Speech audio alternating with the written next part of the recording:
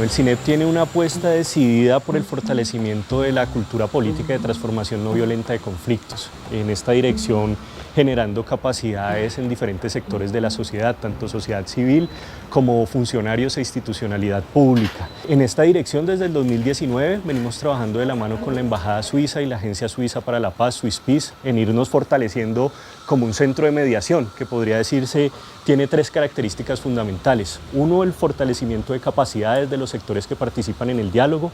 Esto en aras de la propuesta también misional del CINEP de dejar capacidades instaladas para los mismos procesos, pero también de equilibrar las asimetrías entre los actores de diálogo. Dos, la construcción de información técnica rigurosa, con un enfoque de investigación que sirva para la toma de decisiones en los espacios de diálogo y negociación. Y tres, el diseño de una metodología robusta que facilite que este encuentro entre actores a veces diversos y en contradicción pueda funcionar y pueda también ser eficiente.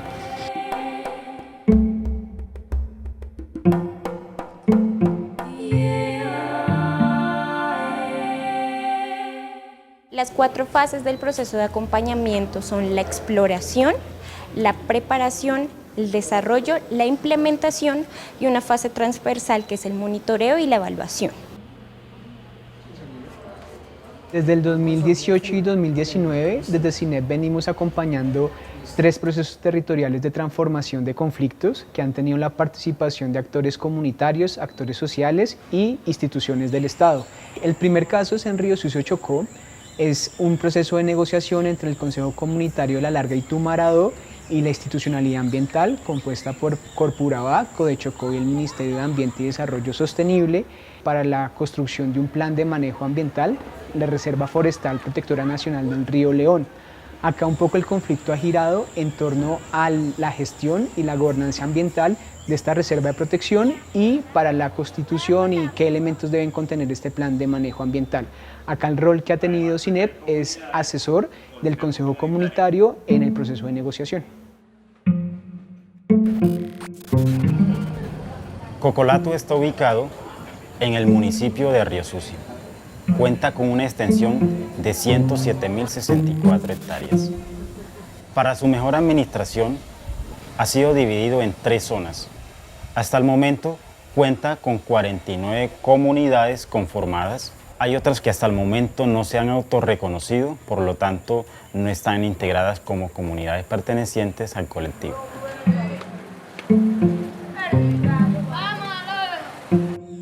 La reserva del León tiene 13.000 hectáreas, donde se encuentran las comunidades como Cuchillo Negro, Bella Rosa, Blanquicet, Macondo, Villa Eugenia, Eugenia Medio, Eugenia Arriba, Guacamaya, Caimán, El Cedro, San Cipuede y Calle Larga. Bueno, todas esas comunidades se encuentran dentro de esa reforestación del Río León. Los criterios de un buen negociador: primero, separar a las personas del problema. Segundo, enfocarse en los intereses, no en las posiciones. Tercero, explorar diferentes ideas, diferentes opciones que nos permitan obtener un beneficio mutuamente aceptable. Y por último, definir con criterios objetivos. La importancia que tiene el Cerro y Cuchillo para las comunidades en las cuencas La Larga Tumaradó es que ahí está la fuente hídrica de todas esas comunidades. Por lo tanto, nosotros como comunidad y habitantes de ese territorio tenemos que hacer todo lo posible para cuidar y renovar la siembra de los árboles para que tengamos la fuente hídrica en buenas condiciones, porque ese es el nivel de vida de todos los habitantes de esa región.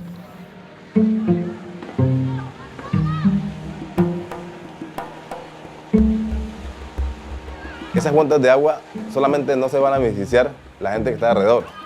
Son fuentes de aguas y quebradas que llegan a Río Atrato y muchas personas tienen aguas potables para beneficiarse. Pero si talamos ese cerro y si sacamos los minerales de ahí, esas fuentes de agua se van a desaparecer. Y si esas fuentes de agua se desaparecen, estamos a punto de desaparecer nosotros como personas, natural. porque no tenemos agua para tomar. Y usted sabe que una de las cosas más importantes que hay, y para mí más valiosa, es el agua que hasta que el oro. El CINEP nos ha acompañado en el diseño de una estrategia de negociación con las instituciones ambientales y con el Estado, para lograr nuestros intereses como cooperativa. También nos han asesorado jurídicamente, nos han enseñado técnicas de negociación, juego de rol y a tener o a crear una agenda de negociación. Gracias a su acompañamiento ha sido más fácil llevar los procesos dentro de nuestro territorio. Actores principales, ¿cierto? No solo es que les vengan a decir, ay, venga, díganos ustedes. Bueno, aquí en el territorio vivimos de muchas cosas, se vive. Lo fundamental aquí es la pesca, la agricultura y la madera. La verdad que con el taller del CINEP he aprendido muchas cosas. Una de las cosas que hemos aprendido, que yo he aprendido particularmente, pues es a cuidar los bosques, cosas que cuando éramos pequeños desconocíamos y nos parecía normal.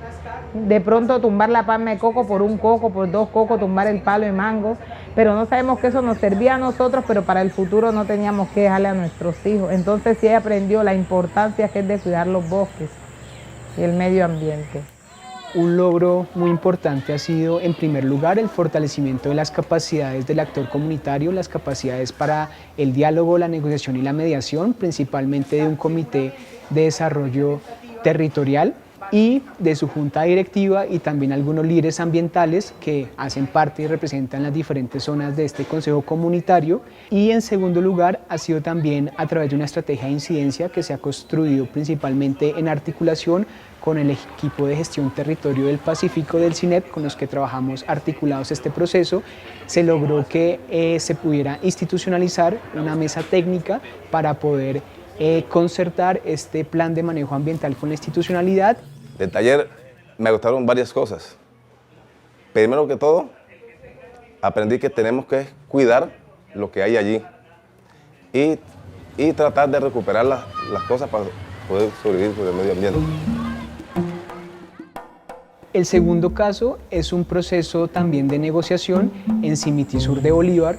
Acá ha participado un sujeto de reparación colectiva, 5 corregimientos del Comité Cívico del Sur de Bolívar, en proceso de negociación con la Unidad de Atención y Reparación para las Víctimas. Acá el conflicto ha girado principalmente en torno a concertar unas medidas de reparación colectiva para la construcción de un plan integral de reparación. Y acá digamos que el rol que ha tenido CINEP también ha sido asesorar a este comité de impulso de 5 corregimientos en concertar estas medidas de reparación colectiva.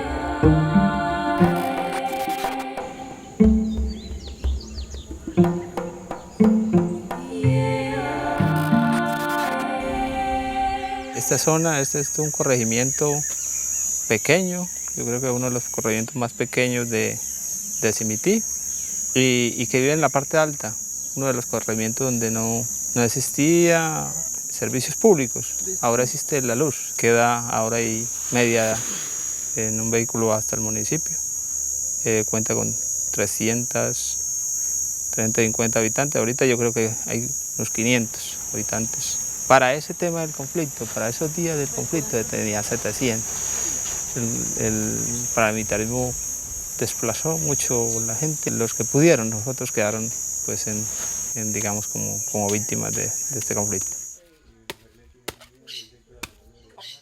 En el año 98 ya se rumoraba, ya se comentaba que las autodefensas iban a tomarse en el sur de Bolívar como diera lugar. Para uno y para nosotros como comunidad era extraño porque ni siquiera los conocíamos. Nos decían que eran gente armada, encapuchados, que les gustaban asesinar desde adultos hasta de un niño y le tocaban también lo hacen para crear el terror. Y por ende razones, pues uno siempre empezó como que antes de que llegaran a tener como un impacto psicológico y de pronto hasta emocional, ¿sí? En el buen sentido que uno no los conocía, simplemente uno pues de vez en cuando había mirado por ahí un guerrillero. Y la comunidad decía, ¿cómo hacemos? O sea, ¿cómo nos organizamos para de pronto tratar de frenar eso? El conflicto armado fue algo terrible. Nos tocó correr más de una vez. Yo salí por esta con una chancleta y nos tocó irnos a una loma que llaman Cerro Chivo, pero toda la comunidad, todos, no alcanzamos a sacar nada porque nosotros alguien nos dijo, los paramilitares vienen. Entonces yo le preguntaba a una sobrina mía que era la que me había encarretado para acá también, yo le dije, pero ¿qué pasa que vengan los paramilitares? Dijo, no tía, si nos quedamos acá, acá nos matan. Eso fue como en el 2001, 2002, algo así. La empresa de Palma la formaron los paramilitares y formaron la tal cooperativa con la idea de erradicar los cultivos ilícitos para que hubiera mano de obra para la gente. Pero esa era como la excusa para poder tener el proyecto de ellos, porque ellos nunca han mostrado así como la idea de que realmente sea la gente la que participe. Cuando ellos se desmovilizan, después entregan esas tierras como para reparar a las víctimas. Cuando ya nos entregaron La Palma, pues nos dijeron que teníamos que presentar un proyecto para la reparación, porque nosotros soñábamos con una reparación más o menos de acorde al daño que había sucedido, o sea que si había hecho un daño, pues que lo fuera reparando. Nosotros no estamos al tanto del cambio de leyes, del cambio de, bueno, de todos esos manejos. A uno de pronto le puede parecer, no, hagamos esto, pero de pronto la ley no lo permite. Entonces, eso fue lo que nos, como le digo, lo que hemos venido trabajando con el CINE y es lo que hemos hecho y es lo que nos ha esclarecido, porque es que uno, por muy líder que sea, uno que no tiene ese roce, no sabe eso, pues nos ha ayudado mucho a tener la interlocución con la unidad. La reparación individual, el gobierno venía haciendo mucho énfasis, mucho eco en eso desde Acción Social. Y no se hablaba de reparación colectiva. Quizás yo me atrevería a afirmar que este es uno de los territorios pioneros en poner ese concepto de la reparación colectiva. Ya con la nueva norma, la ley 1448 del 2011, que entra en operación en el 2012, modifica, amplía el espectro, pero incorpora entonces el elemento de reparación colectiva.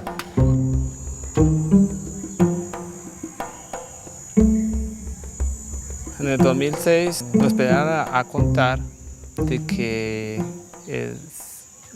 tres poblaciones vecinas se estaban reuniendo, que era Paraíso, San Blas y Monterrey, y que estaban buscando pues la forma de gestionar recursos, de cómo facilitar las cosas, de cómo trabajar en equipo. Vimos lo que se estaba haciendo y a eso nos fuimos integrando poco a poco, y ya al último pues prácticamente éramos uno solo, ya nos convertimos en 5 corregimientos. En una sentencia parcial de algún momento no nos reconocía la magistrada como sujeto de reparación colectiva, sino que decía que exhortaba a la unidad de víctimas a que atendiera a estas comunidades y las reconociera como un sujeto de reparación colectiva y fueran atendidas en el marco de la ley 14, o sea, la ley por la vía administrativa. Y es ahí como llega este cuento de la reparación administrativa, y de ahí nos metimos en este cuento con la unidad de víctimas en el marco de la ley 1448 desde el año 2013. El proceso de negociación con la unidad de víctimas ha sido muy arduo. El CINE, pues, que es un aliado de la Corporación de Desarrollo y Paz del Magdalena Medio, siempre ha estado vinculado con nosotros, digamos, asesorándonos y acompañándonos en el rediseño, en la reformulación de las medidas, y de pronto desde la parte jurídica, qué es viable y qué no es viable. El CINE ha tenido un papel muy importante en eso. El logro principal que se ha tenido es poder concertar estas medidas de reparación colectiva, tanto a nivel interno, dentro de la misma comunidad, teniendo en cuenta que hay intereses pues, diferentes dentro de la misma comunidad, y en segundo lugar, con la unidad de atención para las víctimas, se lograron concertar estas medidas, y ahorita pues, la idea es ya avanzar como esa ruta institucional que tiene el Estado para ya la implementación de estas medidas de reparación colectiva. El tercer caso es un proceso de diálogo en Florida, Valle del Cauca, entre comunidades indígenas y campesinas. Las comunidades indígenas es un resguardo, el resguardo Triunfo Cristal Páez, y las comunidades campesinas es la comunidad de La Diana, de la zona alta y la zona baja, Brisas del Valle, Los Negros y Ebenecer. Y acá digamos que el conflicto ha girado en torno a cómo comprenden ellos la gestión de su territorio y digamos cómo pueden en cierta medida gestionar las diferentes conflictividades por convivencia y por gestión de los recursos.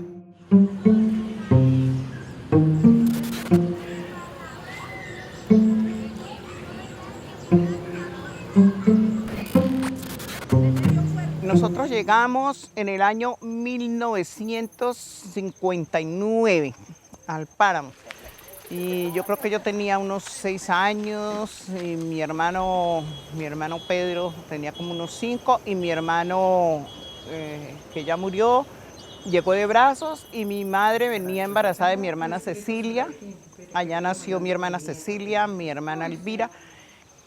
Y recuerdo que era una época muy bonita, era muy lindo, había mucha tranquilidad, había una amistad muy bonita con los indígenas, no había esta problemática que hay ahora.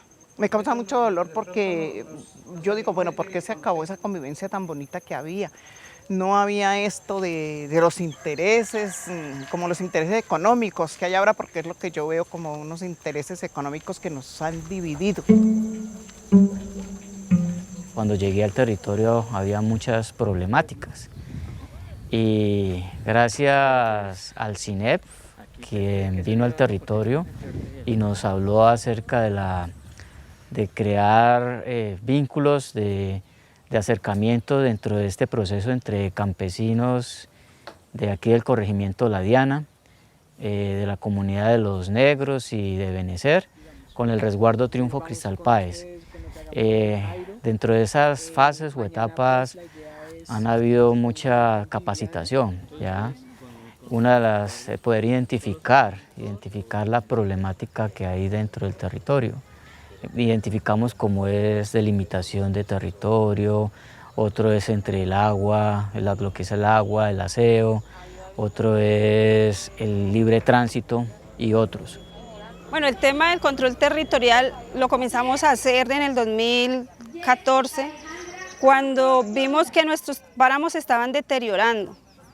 Al ver eso tomamos la decisión de proteger, pero también de protegernos de los grupos armados quienes venían y reclutaban a nuestros jóvenes. Entonces esa es una forma de hacer resistencia y de defender nuestro territorio. Hemos venido ejerciendo el tema del control más a fondo, porque acá en nuestro territorio, nuestros páramos, para nosotros es un sitio sagrado, porque el resguardo en sí es un eje principal donde es la casa de nosotros. ¿Qué quiere decir resguardo? Es la casa de nosotros. Entonces decimos, listo, para entrar a nuestra casa pues tienen que pedir permiso. Entonces eso es lo que mucha gente no lo ha entendido y pues no ha querido pues como ese tema de discusión. Nosotros que estamos en este corregimiento, o sea, nos sentimos presionados por ellos porque estamos en nuestro territorio, es nuestro territorio. Y o sea, para nosotros no es justo que tengamos que tengan un control y nosotros no podamos pasar de ahí. O sea, no podamos tener acceso a ese libre tránsito. O sea, y la comunidad de Benecer es la más perjudicada ante este caso porque son los que viven allá. Y tienen que tener permisos, tienen que tener todo para ellos, siendo que viven en esa comunidad, tengan que tener permisos para llegar allá, o sea, no se justifica. Indudablemente el diálogo es la manera como más correcta de asumir esos conflictos, porque pues somos seres humanos y entre humanos nos entendemos es hablando, dialogando, entonces pues es de la mejor manera que creo yo posible para poder darle solución a las diferencias que se han venido dando entre las dos comunidades, indígenas y campesinas. A través de esta información, pues las organizaciones que están apoyando el proceso y que acompañan, como lo son CIACE, el INCA, Pastoral Social, CINEP y la Ruta Pacífica de las Mujeres, ven la oportunidad de apoyar la situación para evitar situaciones más complejas. El diálogo intercultural es muy importante porque se respetan las diferencias que hay en los territorios. Si bien son organizaciones diversas, como son los consejos comunitarios afro, organizaciones indígenas y comunidades campesinas, tienen una manera de ver el territorio, ver la vida desde sus territorios, un proceso organizativo que es colectivo. Entonces esos diálogos interculturales pueden fortalecer la manera de ver el territorio y crear acciones que puedan mejorar el territorio a nivel municipal. A mí me motivó pues estar ahí porque pues ahí uno conoce muchas cosas, que solamente nos enseña del conflicto, cómo debe uno remediar un conflicto, cuál es el derecho de uno a veces de las mujeres, porque a veces uno no conoce a veces cómo es el derecho de las mujeres, la igualdad, y me pareció muy bueno. Y frente a lo que pues ha venido pasando acá en el territorio, pues cómo arreglar y remediar ese conflicto. Fue muy importante porque, digamos, conocimos las diferencias que teníamos entre indígenas, campesinos. Ellos expresaron sus dificultades hacia nosotros expresamos dificultades hacia ellos, y creo que un ejercicio muy bueno de diálogo, pues marchaba muy bien hasta que un momento pues ya se cortó toda relación, pero fue un ejercicio muy importante que estaba tratando con ellos. Lo que nosotros queremos es que esas conformidades se transformen en fortaleza para nosotros, que eso nos llegue a unir, ¿sí? Y esa es la voz que siempre orientamos a esa situación. Sabemos que los campesinos tienen unas fortalezas muy importantes, los afros, y yo decía siempre, si unificamos esas situaciones, a pesar de todas las diferencias que hayamos, vamos a ser muy fuertes colectivamente. Y obviamente el lema más importante es el territorio, que cuidemos el territorio de todo el que venga a hacerle daño, porque inclusive no lo estamos cuidando para nosotros. Nosotros, si quisieran, nosotros ya no vamos a existir, estamos cuidando para nuestras generaciones, que obviamente ni han nacido, pero que queremos garantizarle. Hay tareas puntuales que todavía no nos pudimos sentar a trabajar, uno por el tema de la pandemia y el otro por que hubo el paro nacional del 28 de abril del año 2021.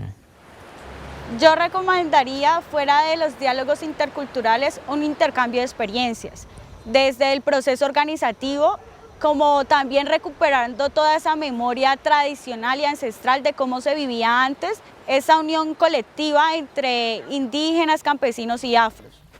El diálogo sí me ha parecido muy importante. Hemos tenido más acercamiento con ellos por el medio del diálogo. O sea, ya no estamos tan distanciados que antes, no, ya antes algo se habla en conjunto con el campesino, con los indígenas. El sueño que uno tiene o la visión que uno dice es que algún día nos podamos articular todos, campesinos, afros, mestizos. ¿Por qué? Porque pues este proceso es de todos, ¿no? Entonces es de algún día, y también que las empresas y las multinacionales también eso comprendieran y entendieran. Yo creo que ese es el sueño de nosotros, que todos podamos vivir en armonía, no dependiente del pueblo indígena, no todos. Y que todo mundo cuando venga a visitarnos vea eso. El diálogo en Florida Valle del Cauca, uno de los principales logros es primero pues poder avanzar en unos primeros acuerdos, principalmente digamos que relacionados con el tema del tránsito en el territorio. Allá hay pues ciertos conflictos por el tema del control territorial, temas de seguridad comunitaria y pues el tema de una carretera de algún modo que afecta a ambas comunidades, y acá pues principalmente el logro ha sido llegar como unos acuerdos de cómo poder transitar por el territorio de manera coordinada y pues también con el cuidado de la comunidad. Las expectativas un poco con esta experiencia que hemos tenido de los casos territoriales que venimos acompañando es adaptar una metodología de análisis de conflictividad y de diálogo y negociación al contexto colombiano. Eso es fundamental porque la mayoría de manuales y experiencias están en contextos internacionales y nos parece esto una apuesta muy interesante de adaptar todo este aprendizaje a la complejidad del contexto colombiano, a la complejidad del contexto rural. En esa dirección estamos avanzando también en la construcción de un manual sistematizando todas estas herramientas que puedan ser útiles para otros actores que facilitan este tipo de escenarios. De igual manera estamos diseñando también una especie de sistema o de repositorio de seguimiento y análisis de diferentes escenarios de diálogo y negociación que hay en el país, sobre todo con un enfoque territorial para poder identificar esos aprendizajes y retos que aporten a esta idea de ir construyendo, ir afinando una metodología enfocada en la realidad colombiana.